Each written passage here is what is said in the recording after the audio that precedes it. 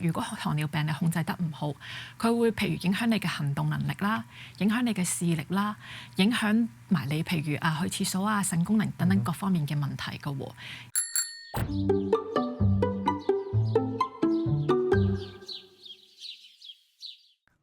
歡迎大家繼續收睇由安樂居呈現嘅不老80。嗱，其實營養師咧唔單止咧就係話幫個病人啊或者長者點樣設計一個營養嘅餐單。咁其實另外一個好緊要嘅一個角色咧，就係佢要教育佢哋去明白點解佢要食一啲營養嘅嘢係幫到佢哋。咁呢個係非常之重要。咁究竟佢哋點樣去教育佢哋嘅病人或者啲長者咧？呢個係非常之大嘅挑戰嚟㗎。仲有咧就係有乜嘢啲食物咧，可能會令到啲長者食咗之後咧，會血糖係過高。咁如果真係咁嘅情況啦，譬如水果咧，都係其中一樣嘢係有糖分㗎嘛。但係點樣有技巧咁樣去食啲水果，令到我哋可以未必吸收咁多糖分咧？好啦，今日咧繼續請嚟咧就係 IOA 嘅註冊營養師 Tiffany Wong 上去同佢傾下啦。Tiffany 啊，嗱我知道咧你做營養師唔係話淨係睇咗個病人佢有咩病，跟住叫佢食啲咩或者注重啲咩營養方面嘅嘢，你仲要可能要俾啲教育佢哋喎嚇。呢個我覺得都幾大挑戰。係㗎，其實我工作上啦，間唔中，譬如醫生都會揾一揾我，就 Tiffany 啊，你可唔可以同呢個病人傾一傾啊？呢個老人家佢嘅血糖都升得好犀利喎。咁我其實都有好多唔同嘅病人有咁樣嘅狀況啦。咁甚至最近發生，其實都有個病人，我同佢做過營養教育嘅時候，佢最大嘅問題，我同佢講：咦，你嘅血糖升高咗喎，我希望可以同你傾一傾飲食方面，你有啲乜嘢可以改進，幫你更加好地控制佢嘅血糖。咁婆婆嘅反應都係：我其實年紀都有翻咁上下㗎啦喎，年紀咁大嘅時候，不如你由得我啦。唔知 Raymond 你有冇聽過咁樣嘅？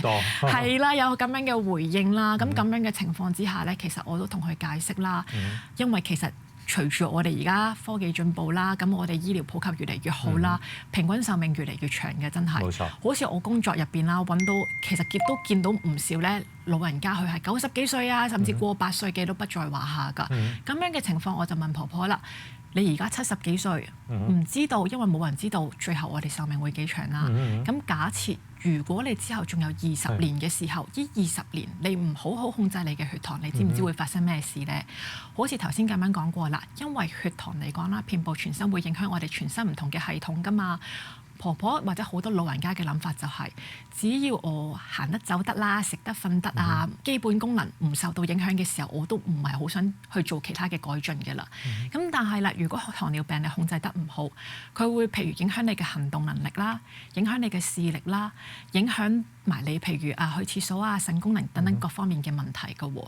有好多老人家佢會擔心嘅就係我改變我嘅飲食，咁我會唔會麻煩到我嘅屋企人同我準備好多嘢啊？或者我喺屋企有冇呢個能力去做到呢一樣嘢啊？咁我轉方面問一問佢哋啦。你諗下，如果我而家唔好好控制你嘅病情，去到後面如果個併發症越嚟越嚴重嘅時候，對家人嚟講會唔會更加頭痛啊？會唔會需要更加多嘅心力去幫手照顧你呢？如果咁樣嘅情況之下，咁好多嘅長者啦都會覺得，咦？又講得啱喎，咁我需要改進一下啦。咁我哋如果係確定咗，或者嗰個長者啦，其實都係願意去做出改進嘅時候，好多時候我第一步啦，就會同佢哋講解一下、教育一下，到底有啲乜嘢屬於係碳水化合物咧？有啲乜嘢嘅食物係會容易影響到你血糖嘅咧？除咗我哋日常生活中成日食嘅粥粉麵飯啊呢啲之外啦，好多譬如麵包啊，好多唔同嘅蛋糕啊、嗰啲糕點啊、餅乾啊等等，都會影響我哋嘅血糖㗎。除此之外，雖然我哋成日話蔬菜水果食多啲好啲啊，蔬菜水果入邊都有糖分㗎嘛，冇錯啊！成日都話比較甜嗰啲水果啦，佢糖分比較高，對於我哋血糖嚟講啦，都比較容易升高㗎。咁所以第一步，我會教下佢哋點樣分辨到唔同食物入邊到底係邊一啲會令到你嘅血糖升高。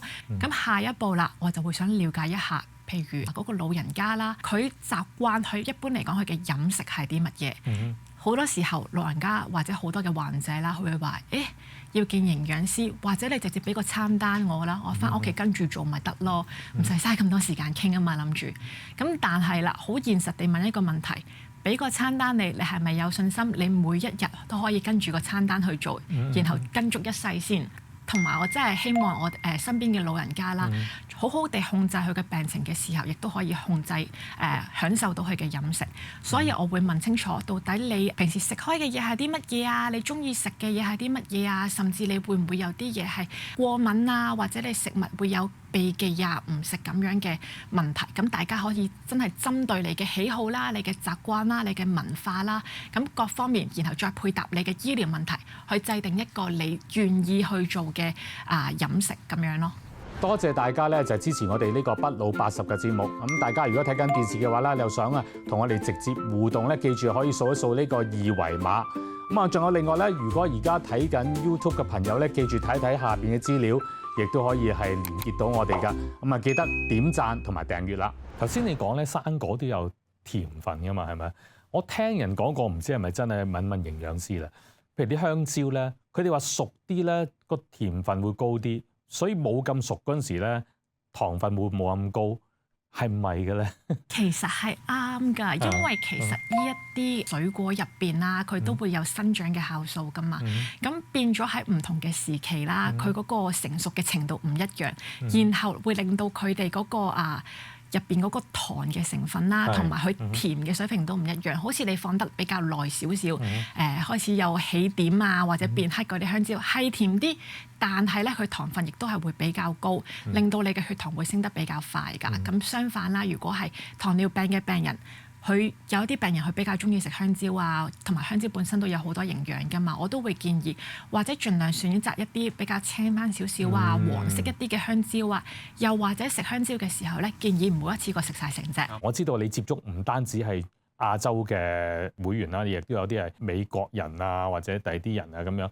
咁其實喺文化上面會唔會影響到佢營養方面嘅控制啊？其實除咗文化背景唔一樣之外啦，個人嘅喜好習慣都非常之咁重要啦。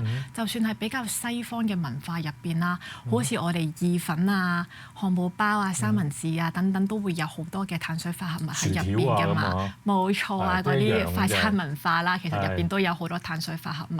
咁所以總括而言啦，我哋基本上做營養教育嘅時候，都會希望了解佢哋本身嘅背景同埋文化，真係同佢制定或者做一啲營養建議係佢會去食嘅。如果咪譬如一個土生土長係中國嚟嘅老人家啦，如果我同佢用西方嘅文化去傾，其實根本就都唔應用喺佢身上面啦。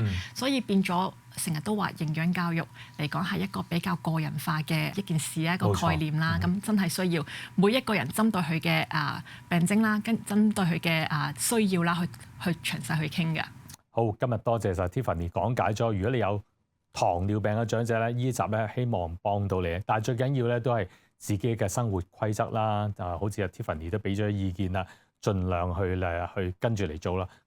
到咗最後咧，都係問一問翻你家庭醫生，或者問一問翻你有關嘅營養師，因為你嘅疾病咧每一個人都唔同㗎嚇。多謝晒 Tiffany， 多謝晒 Tiffany 上嚟同我哋講咗咁多關於營養嘅資料俾一啲長者嚇。嗱，咁其實營養當然對我哋好緊要啦。咁究竟點樣去運用啲資料咧？去運用我哋嘅知識咧？呢樣亦都好緊要。咁啊，好高興咧！安樂居咧就有營養師咧係幫助佢哋嘅會員。嗱，唔單止係初頭入到嚟已經幫佢做一啲營養嘅評估，其實繼續落去咧都會因應翻佢嘅需要同埋改變咧，去幫助喺營養方面佢哋嘅餐飲方面啊，或者其他方面咧，可以令到佢哋咧係身體保持住健康、安全嘅留喺社區度嘅。